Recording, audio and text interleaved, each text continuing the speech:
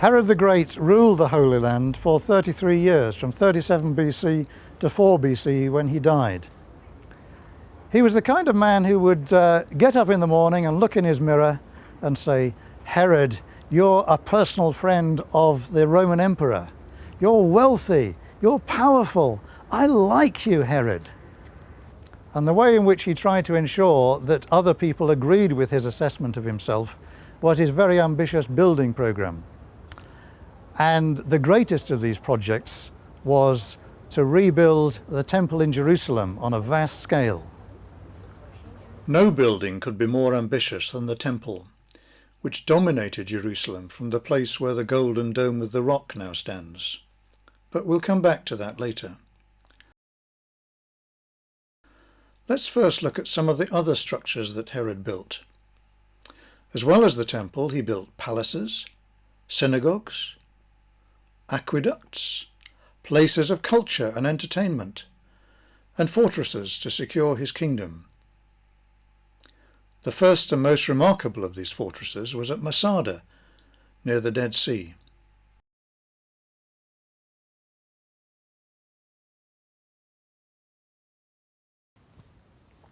Welcome to Masada, Herod the Great's desert fortress. From the surrounding terrain, it rises like a great battleship, 650 metres long and 300 metres wide.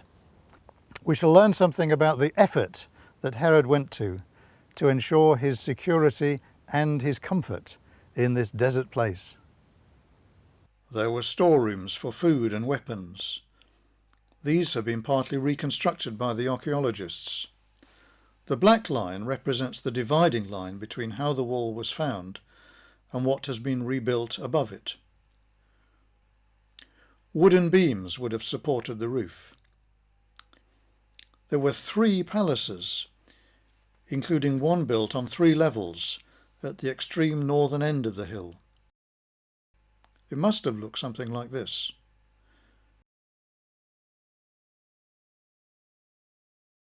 It even had its own private bathhouse. And the most amazing view of the weird desert landscape.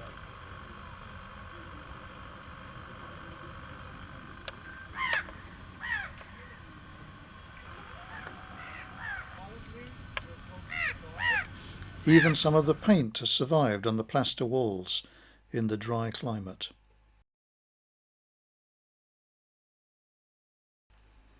Later, Herod built another remarkable palace fortress near Bethlehem, which he named the Herodium, after himself. We're about 10 miles from Jerusalem, and behind me you can see what may look like an extinct volcano. Actually, it's a mostly man-made hill on which Herod the Great, between 25 and 14 BC, built one of his palace fortresses. Surprisingly, perhaps, for a man like Herod, who was not famous for his modesty, this is the only one that he named after himself. On this level area near the bottom of the hill was a whole complex of buildings, including a large palace. And this large pool, 70 metres by 46 metres, supplied by an aqueduct 3.5 miles away. On that island in the middle stood a little pavilion, which would be the architectural focus of this whole palace area. It was no doubt used for both swimming and boating. The hill itself rises 130 metres from the surrounding terrain and is fortified around its summit by a double wall, dominated on the eastern side by a circular keep, which originally must have been over 25 metres high. This was balanced by 3 semicircular towers at the other 3 points of the compass. While the work was still going on at Masada and the Herodium, Herod embarked on a project on an even bigger scale, a whole new city built to develop his links with Rome. These stones point the way to another of Herod's significant building projects. They're bringing spring water from the hills to the north into Caesarea on the coast. In the year 30 BC, the Emperor Augustus gave to Herod a small port called Strato's Tower, and Herod decided to develop it into a Romanized city. In only 12 years, he developed all the facilities of a significant, substantial Roman city, and he named it Caesarea in honor of the emperor.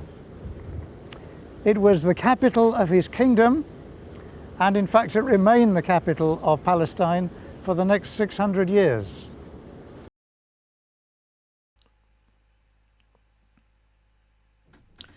He built a new harbour, much bigger than the harbour we see here today, equipped for warships and trading vessels. This involved the use of a newly invented technique, the use of concrete, which would set underwater. Immediately behind the harbour, Herod built a temple dedicated to the honour of Augustus. Sadly, nothing remains but the foundations of the temple. But this was an expression of the emperor cult, which grew rapidly in the eastern part of the empire as a way of fostering loyalty to the empire. And the city had the features you would expect in any proper Roman city, like this magnificent 4,000-seat theatre. When renovation work was being done on the theatre in 1961, this inscription was found from 30 years or so after Herod. It's the only surviving inscription bearing the name of Pontius Pilate. On the middle two lines you can see most of the letters of Pontius Pilatus Praefectus Judaeae, Pontius Pilate, governor of Judea.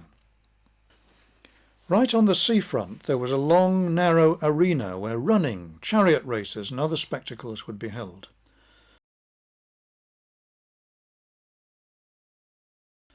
The crowds sat on rows of seats over there, and when there was a lull in the action they could look straight out to sea and hear the waves rolling onto the beach.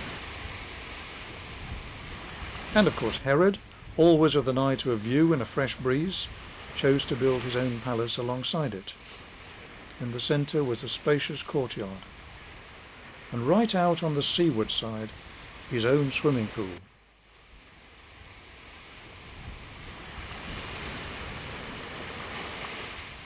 But he couldn't always be here in Caesarea enjoying himself. He needed a palace in Jerusalem too. In this model of first century Jerusalem, we see how the palace was built inside the western wall of the city. The reconstruction shows the imaginative design of courtyards and buildings. And here on the north side of the palace are three great defensive towers, which were incorporated into the palace plans. One of these towers survives today. Though the stones near the top are later, the huge stones of the lower part are from Herod's time. And from here, Herod could contemplate the whole city and contemplate his power.